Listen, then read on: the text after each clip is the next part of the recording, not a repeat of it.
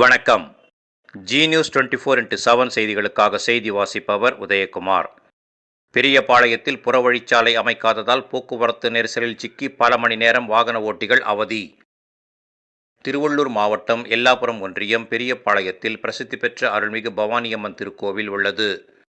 இத்திருக்கோவிலுக்கு சென்னை, காஞ்சிபுரம், செங்கல்பட்டு உள்ளிட்ட பல்வேறு மாவட்டங்களைச் சேர்ந்த பக்தர்களும், ஆந்திரா, கர்நாடகா, கேரளா உள்ளிட்ட வெளி மாநிலத்தை சேர்ந்த பக்தர்களும் சனிக்கிழமை இரவு குடும்பத்துடன் வந்து தங்குவர்.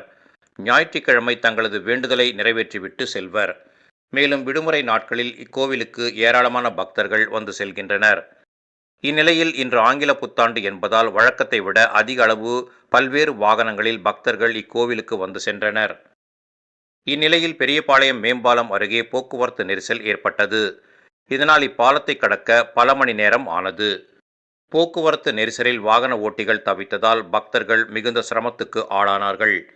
எனவே பெரியபாளையத்தில் புறவழிச்சாலை அமைக்கும் திட்டம் கிடப்பில் போடப்பட்டதால் வாகன ஓட்டிகள் பெரியபாளையத்தை கடக்க மிகவும் சிரமத்துக்கு உள்ளாகின்றனர். வாரந்தோறும் சனிக்கிழமைகளிலும் ஞாயிற்றுக்கிழமைகளிலும் அரசு விடுமுறை நாட்களிலும் பெரியபாளையம் மேம்பாலத்தை கடக்க மிகவும் சிரமமாக உள்ளது என்று கூறுகின்றனர்.